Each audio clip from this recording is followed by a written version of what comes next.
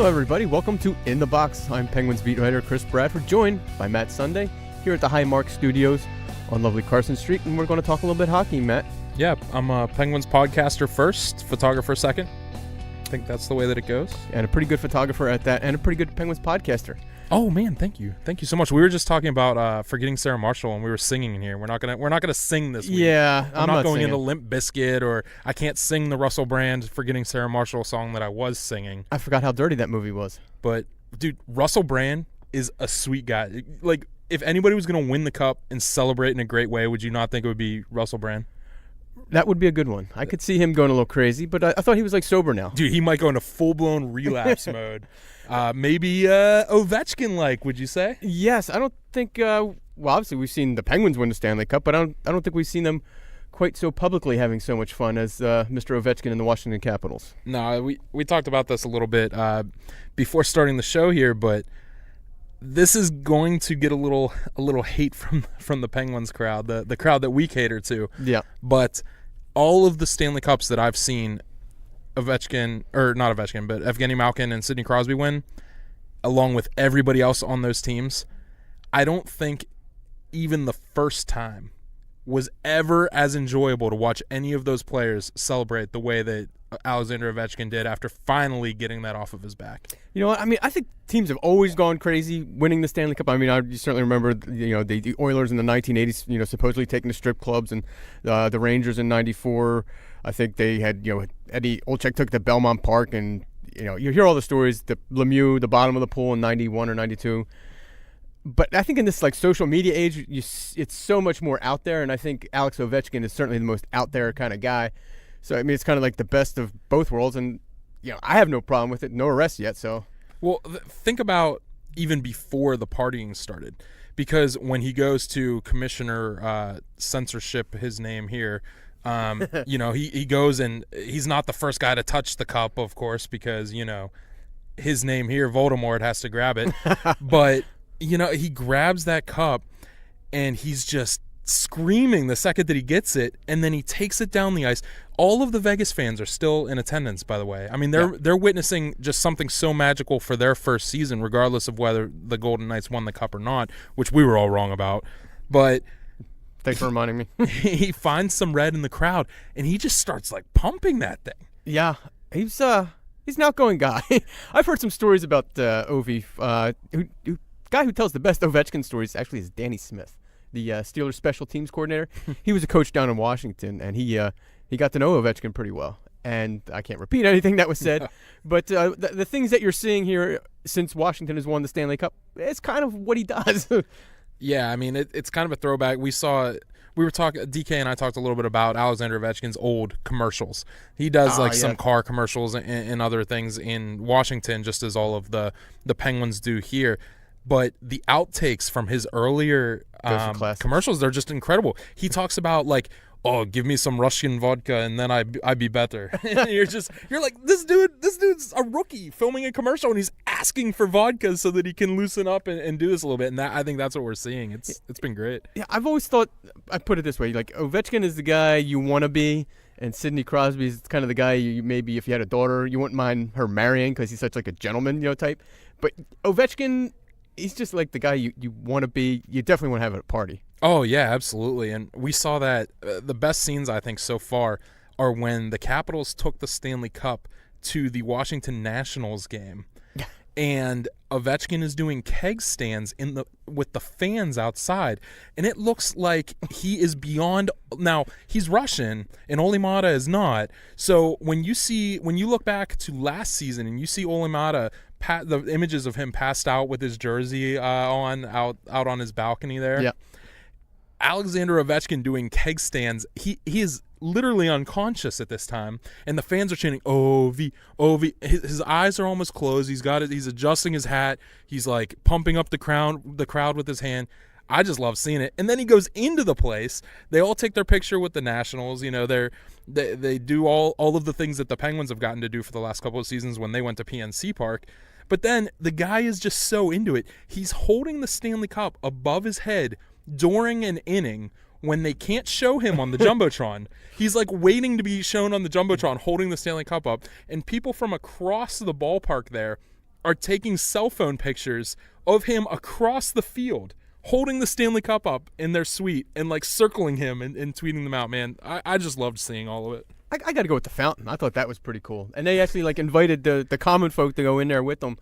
Some of those guys were actually, I think TJ Oshie still had pants on. I was thinking, well, that's pretty crazy. But, I'm glad that they were bringing the crowd into it, because that's the one thing I thought about in this Vegas Capital Series was I thought all along that the best thing that could happen for hockey is Washington winning the Stanley Cup, because that's a market that's been around for 44 years. They had never won a Stanley Cup.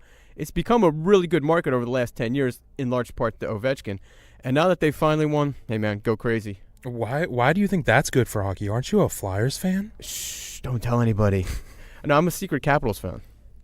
All right, well, I think that'll do it for our Ovechkin love there. But we'll be back here and in the box, and we'll be talking about who else we think maybe needs to win a cup in their NHL career.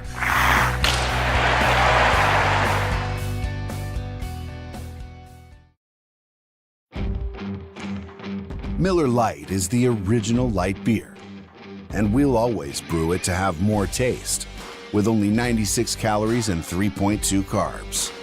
Because we believe that if you compromise on taste, you can taste the compromise. Miller Lite. Hold true. Great beer, great responsibility. 2018 Miller Brewing Company, Milwaukee, Wisconsin. Average analysis, 12 fluid ounces. Less than 1 gram protein, 0 grams fat. If you're one of the thousands of Western Pennsylvanians who love to get outdoors, then you need to check out this cool new website, stepoutside.org. Learn where, when, and how you can go camping, hiking, or hunting, or take part in power sports, shooting sports, or water sports in your local community or across the country at stepoutside.org, where everything you need to know is just a click away. That's stepoutside.org. What I want from my public accounting firm is big ideas. But I don't want to lose the personal attention. My company needs global capabilities. From a firm with local ownership. And I want to work with industry experts. Who take the time to understand my unique challenges. And that's what sets Schneider Downs apart. Expertise for the most complex business issues. With the service you need every day. To learn how our big thinking with a personal focus can help your company, visit schneiderdowns.com. Injured in an accident? Need assistance in preserving your business's interests? Let the attorneys at Bassey, Vreeland & Associates protect your legal rights. For over 65 years, Bassey, Vreeland & Associates has been representing the citizens and businesses of southwestern Pennsylvania. With offices strategically located in Washington and Charleroi, Bassey, Vreeland & Associates can deliver results for you throughout the Pittsburgh area. Visit www.bmvlaw.com or call 724-228-7000 to see how Bassey, Vreeland & Associates can meet your legal needs. Bassey, Vreeland & Associates. We fight, we care, we win.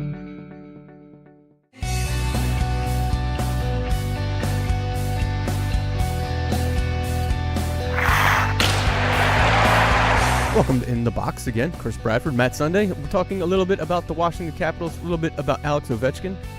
The Great Eight is now off the schneid. He finally gets a Stanley Cup ring after over a dozen years in the NHL. Long considered one of the best players in the league. Solidifies his Hall of Fame chances.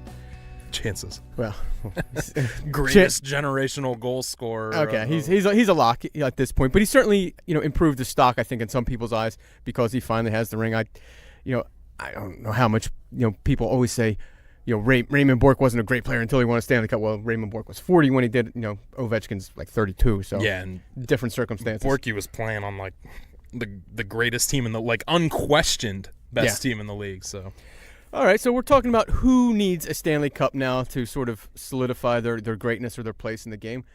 No shortage of people out there. I look a lot that want to win it. Everybody wants to win it.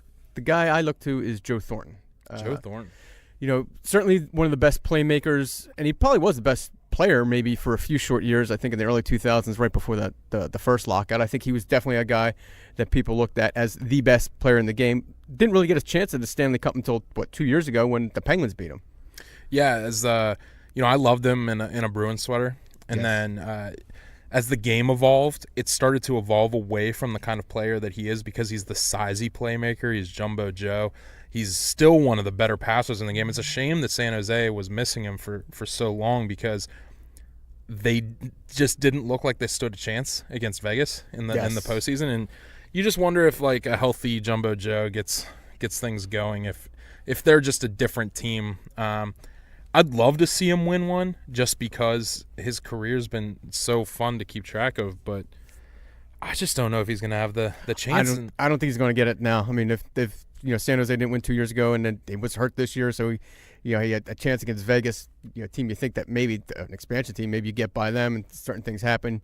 Maybe they get back to the Cup final and who knows what happens there. But, at 38 years old, he's been playing the league 20 years now. That's a long time. So, but the other guy I look at, conversely, is his former teammate, Patrick Marleau, another guy who's been, I think, kind of flown under the radar a little bit, playing out in the West Coast. Good two-way player, durable. He's been consistent over his career, but also no Stanley Cup ring. Yeah, I don't know if I look at either one of these guys as like must wins though, because like Joe Thornton is. He's like cemented as, I mean, like you said, he's been the best player in the game at one point in his career. Whether it was for a prolonged period of time or not is a different question. But he's a really good hockey player. Nobody's ever doubted that. Nobody said, "Oh, Joe Thornton's never won a ring. He doesn't, he can't compare to the other power forward playmaker type players that have ever played." And Marleau, he's a great player. He scores the big goals, but you think he's a must-win? I don't know. Maybe must-win isn't the right word. Maybe it's like guy I'd like to see win. Guy could certainly, solidify his credentials as, being a champion. Because I don't know. Do you look at Ovechkin any differently now that he's won a Stanley Cup? Yeah. Okay. So I think the same would hold true maybe for some of these other guys. And another guy I look at, and it's a goalie, guy's been around forever, is Roberto Luongo. He got Vancouver to the Cup final in 2011. Loses, a 3-1 lead to the Boston Bruins.